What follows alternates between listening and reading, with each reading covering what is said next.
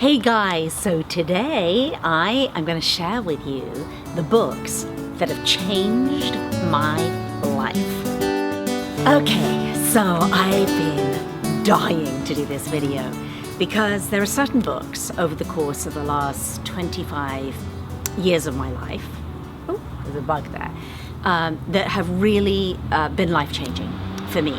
I'm sure you have books that have been life-changing for you, but I have books that have been life-changing for me, and I'm going to share them with you, and then maybe you can share your life-changing books with me. And I am actually an author myself of 4 books, so I am a huge book person. I've always loved non-fiction books, and I've always, since I was like 20 years old, loved books that are kind of mind-expanding and sort of help me to evolve as a person. So I'm actually even trying to think the order of these because they go back a long way. But I'm going to start with The Road Less Traveled. Has anybody read that? So it's by M. Scott Peck. And, this book I think I read when I was 19 years old. And it was the first book that I read about spirituality. And I think it was the first definition that I got that, to really love somebody means that you are putting their spiritual growth first. And that was this life-changing concept for me, to think that, even in a romantic relationship, that if I really loved and cared about somebody, that then what needed to be of utmost importance is their spiritual growth as a person, and for me to support that and help it in some way that I could. And so that was the big message that I got from this book, and of course so much else. Back in the day, he was hugely popular, but he had 7 million copies sold, so that was a big life changer for me. Moving on, I think I'm trying to do in kind of order that I found these books, would be Louise Hay, You Can Heal Your Life. And this was probably a few years later, and Louise Hay has passed over to the other side quite recently, and she is actually, her publishing house is my publisher of my most recent book, Hay House, which I love, and they have a lot of amazing transformative authors. And actually I think when I picked up this book, it would have been my dream to have a book published by her publishing house, and of course that dream came true. But this was the first notion to me that even came into my head. It was revolutionary that I could heal, that I could partake in my own healing. And it was very new and very interesting for me. And of course, since this book, You Can Heal Your Life, she's written so many books and given a platform to so many extraordinary authors. And it says here, an excellent book for restructuring one's life and finding self-esteem and self-love. And I think this came at a time in my life, which often books do, when I need a certain message. And the message that I needed when I got this book, which was in my early 20s, was I needed to learn about self-love and self-compassion and self-healing. And it really was one of the books that sort of kick-started me on that journey. So that was a huge one. Then pivoting slightly, I found this book, Quantum Healing by Deepak Chopra. And this was Deepak Chopra, we almost all of us know, unless you've lived under a rock, you know who Deepak Chopra is. But this was his first book. I believe it was his first book, one of his first books. No, it wasn't actually, because now I can see it says here, author of Unconditional Life. But anyway, it was the first time I had ever heard of him. And exploring the frontiers of mind-body medicine. And this was just, it was a paradigm shift for me, this book, because I've always had quite a scientific mind, so I don't take anything, I really question things, and my father is a scientist, so I question and question and question and inquire. And so, a book like that was harder for me to kind of really take on trust than Deepak's book, which really explores the science from a quantum physics level and sort of blends that into spirituality. So it was almost like science and spirituality meeting in a place that was very comfortable for me. And this was the book actually that made me want to learn to meditate. And after reading this book, I then went and learned to do transcendental meditation, TM meditation, which is what he talks about quite a lot in this book, because he talks about really getting sort of to a certain level of consciousness, or needing to be able to make these really deep changes and to heal. And that really fascinated me and interested me. So I explored and, found a course and did that. And I've been meditating for like 28 years now. So thank you, Deepak. That was your inspiration. Let's see what else we have. Round about that kind of time frame, Shakti Gawain was a huge voice in the world. And she was really the kind of duchess, if you like, of creative visualization. Use the power of your imagination to create what you want in your life. So she was way before people like the book The Secret and all of that. She was like the first. Oprah says, I've seen in my own life that creative visualization works. And she's, a healer and the real thing, Shakti Gawain. But I will say that there's a note of caution for me. I've just found very personally in my own life with all these creative visualization authors and techniques and philosophies and whatnot, is that I have to be very, very careful and I teach people to be careful, because it can very easily lead us into this philosophy of like, if I only visualize hard enough and have this strong enough vision, then I'll get what I want in my life.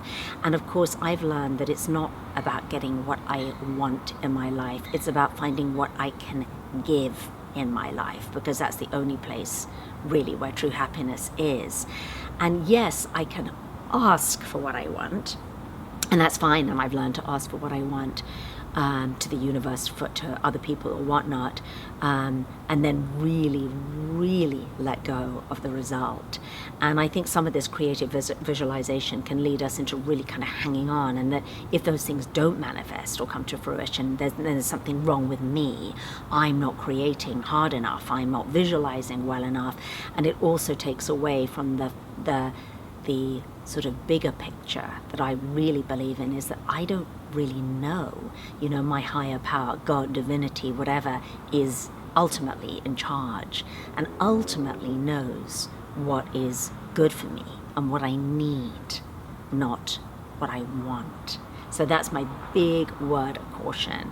And other people might approach these techniques and these books with a much more sort of balanced or different approach. But I know for me, it led me to a couple of years in my 20s of really kind of efforting this. If I really visualize hard enough, then I'll get the career that I want or the money that I want. And it just was not. I had to really sort of shift all of that. But anyway, a lot of good and just with caution for me. Let's see what else in the order of. This was a book that I found quite a few years later on my path, and it's called Care of the Soul by Thomas More. And this book is beautiful, and actually, in a way, this segues what I've just been saying really nicely into this, because what he teaches is, this is when I got more and more into this kind of in-depth healing and much more reflective sort of understanding and teaching people and whatnot. And what he teaches is that it's so far removed, his teaching, from getting what we want. It's about really almost embracing darkness and difficulty and suffering, if you like, in order to take care of our soul. And huge lessons were learned for me. This came at a time in my life when I really needed it, when I was going through quite a difficult time in a relationship, and I really needed to not fix it. I needed to not go, oh, I'm fine and I've forgiven and I'm spiritual and everything's good. I really needed not to be there.